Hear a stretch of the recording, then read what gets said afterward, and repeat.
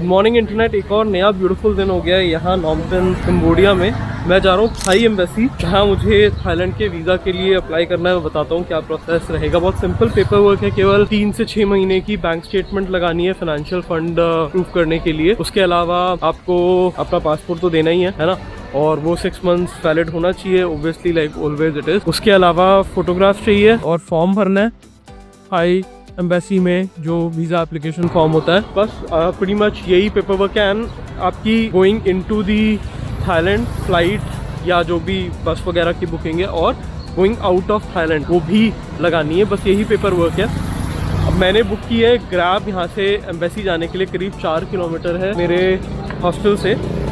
केवल वीज़ा आप सबमिट कर सकते हैं एप्लीकेशन 9 से 11 के टाइम फ्रेम में मॉर्निंग में, और शाम में कलेक्ट कर सकते हैं। 3 दिन का 3 वर्किंग डेज का प्रोसेस टाइम है वीज़ा का। तो ये डिटेल्स है। अब देखते हैं जाते हैं वहाँ कोई प्रॉब्लम होती है या नहीं होती है। मैंने ग्रैब पे टुक बुक किया है। यहाँ पे टुक ही ओनली पब्लिक ट्रांसपोर्ट है। मैं अपने आप से बात कर रहा था तो बहुत महंगा बोल रहे थे, $4 $5, मतलब हो गया 15,000 20,000 ऐसे लोकल करेंसी में कोट कर रहे थे, यानी कि 400 रुपये 300 रुपये ऐसे। और मैंने ग्रैब पे बुकिंग करी केवल 7,500 हमेरी रियाल, यानी कि करीब $1.75, यानी कि रफली 125 रुपये। वो भी काफ़ी महंगा है 4 किलोमीटर के लिए, बट एटलीस्ट ग्रैब पे आपको बहुत सस्ता मिलता है। बार्गेन नहीं करना, अपने एग्जैक्ट लोकेशन पे आएगा, सही रास्ता लेके सही जगह पे ड्रॉप करेगा, वो इम्पोर्टेंट है टाइम से। यही मैं वेट कर रहा हूँ अब उसके आने की। आई थिंक ये आ गया, यही होगा ग्रैब। मैं ऐप पे चेक करता हूँ। I am very surprise. ये इतनी हाई इनकम इकोनॉमी तो नहीं है, पर यहाँ पर बहुत गाड़ियाँ बहुत बड़ी बड़ी है। टोयोटा, फॉर्च्यूनर, तो नहीं क्या क्या बहुत ही एक्सपेंसिव वाली गाड़ी है ज़्यादातर लोगों के पास। I don't understand this. या तो ये सेकेंड हैंड गाड़ी इम्पोर्ट करते हैं कहीं कहीं से, यूएस से, यूरोप से, वो अलाउड है यहाँ पे चलने के लिए। पता नहीं क्या रीज़न है, बट सब टोयोटा क्रूजर, सब बड़ी बड़ी गाड़ी है। देखो छोटी गाड़ियाँ दिखेंगी नहीं सड़क पे, वो भी जबकि ये गरीब कंट्री है। ये रॉयल पैलेस है, एक समय कंबोडिया मोनार्की थी, अब तो नहीं है। आपका आई थिंक एक कॉन्स्टिट्यूशनल रिपब्लिक है, फंक्शनल डेमोक्रेसी। अब पता नहीं यहाँ पे प्रेसिडेंट वगैरह रहते होंगे, आई डोंट नो कौन रहता है, बट ये पैलेस है।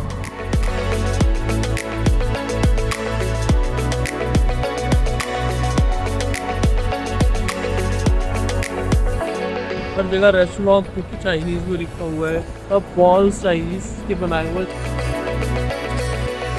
तो मैंने फाइनली अप्लाई कर दिया। अभी एम्बेसी में बाहर निकला हूँ मैं। ज़्यादा देर नहीं लगी मुझे, 15-20 मिनट का टाइम लगा, वो भी मोस्टली वेटिंग था विंडो पे। जैसे ही मैं गया, मेरे डॉक्यूमेंट्स सारे चेक किए, डॉक्यूमेंट्स वर इन ऑर्डर। उन्हें कुछ समझ में नहीं आ रहा था, यहाँ इंग्लिश में कोई भी स्टाफ नहीं बोलता जबकि एम्बेसी है।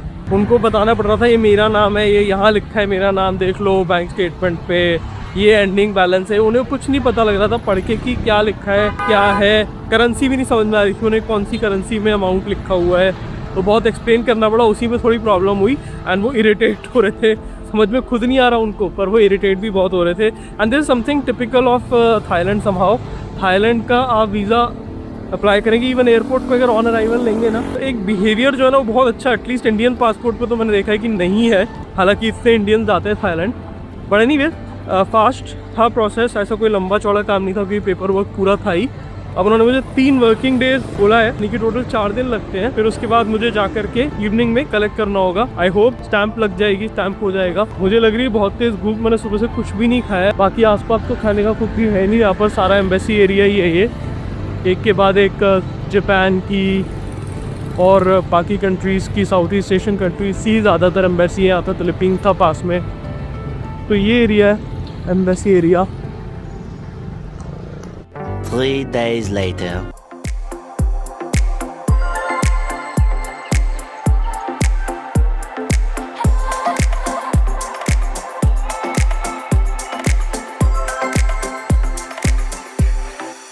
तीन वर्किंग डेज बाद मैं थाई एम्बेसी में फिर से आया हूँ वीज़ा कलेक्शन के लिए। 4th डे है, यानी कि ये सबमिट करने के बाद, और मुझे जो वीज़ा है थाईलैंड का वो ग्रांट कर दिया गया, सिंगल एंट्री 60 डेज वैलिडिटी के साथ। और यहाँ पे डेफिनेटली इसका मतलब पॉसिबल है, न सिर्फ कंबोडिया में, लाओस में भी अगर आप लेना चाहते हैं तो ले सकते हैं, किसी भी नेशनैलिटी के लोग इंक्लूडिंग इंडियंस।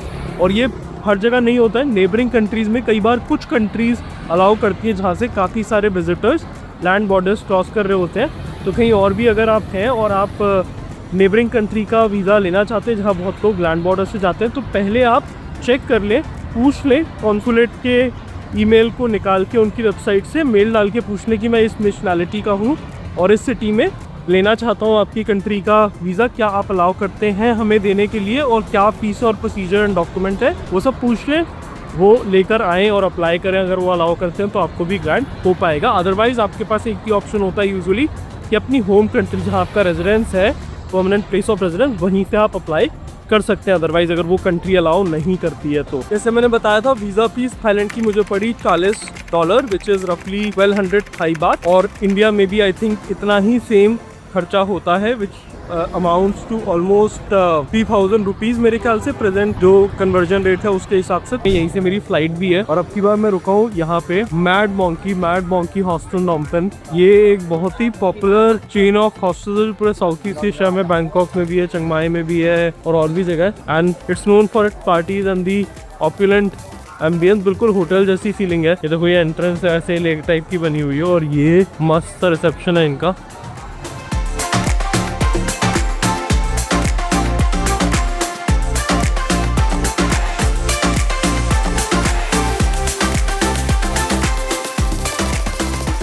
यहाँ पे ये पूल एरिया है जहाँ पे इवनिंग में काफी गेम्स और एक्टिविटीज वगैरह रहती हैं, तो पूरी पार्टी वाली फील रहती है। बट जो रूम्स है इस तरह से उन्होंने बैक साइड में बनाया कि वहाँ पर म्यूजिक वगैरह का शोर नहीं जाता, तो एकदम शांति रहती है। रूम्स भी काफ़ी बड़े बड़े हैं, बहुत खुले खुले हैं।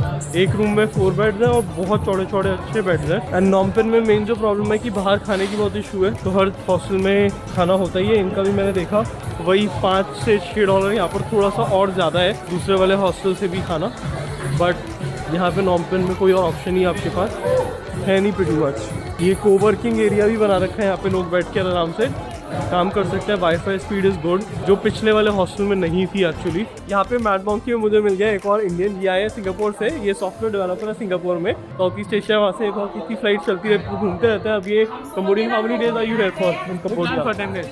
14 days in all? 10 days. Oh, that's a long time in Cambodia. Yeah. So what experience like?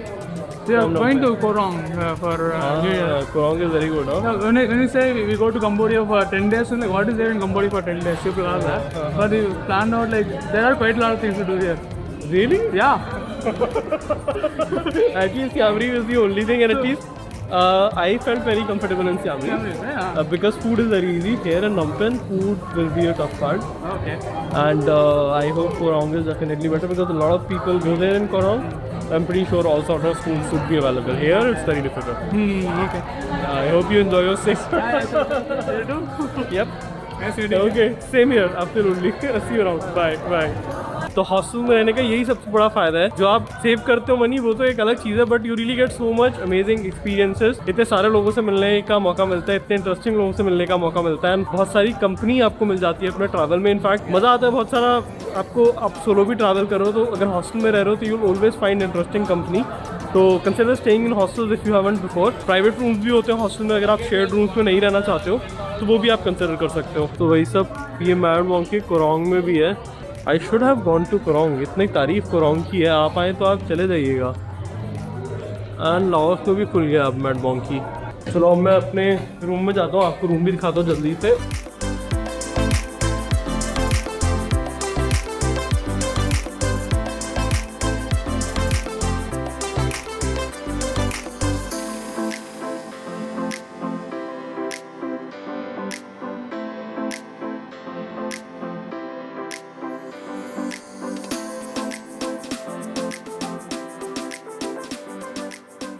तो देखो ये एक रूम है जहाँ पर 4 बेड्स हैं, बालकनी भी है। फिर ये एक और रूम है जिसमें 4 बेड्स हैं, बहुत बड़े बड़े। फिर ये एक दूसरा रूम है, अगैन 4 बेड्स हैं, बहुत बड़े बड़े बेड्स हैं, खुले खुले बेड्स हैं। एंड ये एक तीसरा रूम है, तीनों कनेक्टेड है बट अपने अपने वॉशरूम्स हैं हर 4 बेड के लिए, लॉकर्स भी हैं। सो काफ़ी स्पेशियस, खुला खुला ब्यूटीफुल सा रूम है। तो अब हम जा रहे हैं अपने नॉम्पेन के मैड मॉन्की हॉस्टल से टूल स्लैंग जेनोसाइड म्यूजियम, जो कि यहाँ से करीब करीब 2 किलोमीटर की दूरी पर है, पैदल जाया जा सकता है। और ये जेनोसाइड म्यूजियम जो है ये डिपिक्ट करता है उस ब्रूटैलिटी को जो यहाँ की कम्युनिस्ट रजीम ने की थी लोगों के अगेंस्ट। तो वहाँ चल के देखते हैं और यहाँ पे जो चीजें हैं ना वो आपको हैरान कर देंगी बिल्कुल। तो ये है तोल स्लैंग जेनोसाइड म्यूजियम, जो कि दिखाता है क्या कुछ हुआ था पोल पोत की रिजीम में उन कुछ सालों में जिसने कंबोडिया की हिस्ट्री को हमेशा के लिए बदल दिया। ये एक स्कूल हुआ करता था, एक बहुत ही पुअर नेबरहुड में स्कूल, और ये बहुत अच्छा स्कूल माना जाता था सपोजिटली, और इसको एक टॉर्चर सेंटर की तरह यूज किया गया, जहाँ पर पॉलिटिकल और नॉन पॉलिटिकल ओपोनेंट्स को डिटेन किया जाता था, टॉर्चर किया जाता था, और ज्यादातर उनमें से फाइनली मार दिए जाते थे। जो इस म्यूजियम की टिकट है वो $5 की है। अगर आप ऑडियो गाइड चाहते हैं तो आपको और $5 ही स्पेंड करने पड़ेंगे, यानी कि $10 हो जाएगा टोटल। मैंने ऑडियो गाइड नहीं लिया, ज्यादातर एग्जिबिट्स पे चीजें लिखी हुई हैं समझाने के लिए, विजुअल्स से कुछ समझ में आ जाना चाहिए होपफुली। Let's see.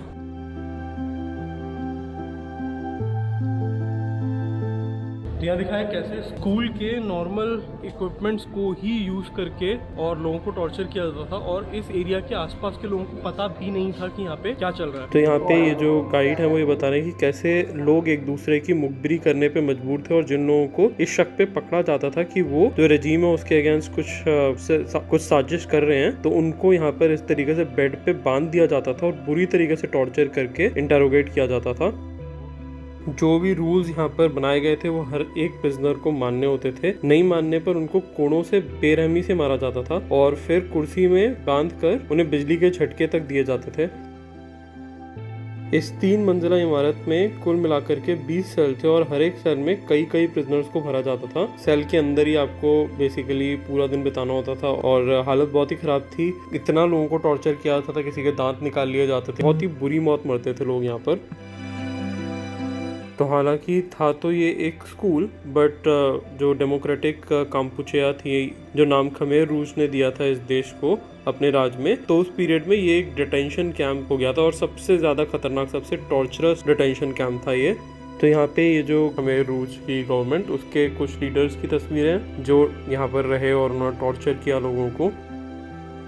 ये स्कल्स एंड बोन्स है उन लोगों के जो किलिंग फील्ड में मारे गए थे, यहाँ से ले जाके आज 21 के टॉर्चर के बाद, जिन्हें वहाँ गोली मारी गई थी और फेंक दिया गया था, दफनाने के लिए दबा दिया गया था।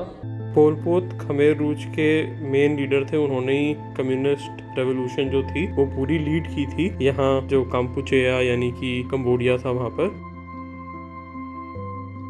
इस कैंप में दिन भर में केवल 2 बार खाना दिया जाता था, और उसमें भी बहुत थोड़े से चावल के दाने और उसके साथ कुछ आलू के टुकड़े, बस यही था खाने में, और कुछ भी नहीं मिलता था लोगों को। ये है यहाँ पर लोहे के यानी कि आयरन की कुछ कड़ियाँ, कुछ चेन, जो प्रिजनर के हाथ और पैरों को बांधने के लिए इस्तेमाल किए जाते थे। These are the victims of S21 terror camp, who were questioned, tortured and then finally killed. कुछ की बॉडीज इतनी खराब थी कि आइडेंटिफाई भी नहीं हो पाई, कुछ को किलिंग फील्ड में ले जाके मार दिया गया, कुछ टॉर्चर से मर गए। बच्चों तक को नहीं छोड़ा गया था, उन तक को टॉर्चर करके मारा गया था। जब खमेर रूज की सरकार गिर गई तो इस प्रिजन से कुछ लोगों को जिंदा आज़ाद कराया गया। उनमें से कुछ लोगों का यहाँ पर ये इंटरव्यू चल रहा है जो अपने एक्सपीरियंसेस उस समय के शेयर कर रहे हैं।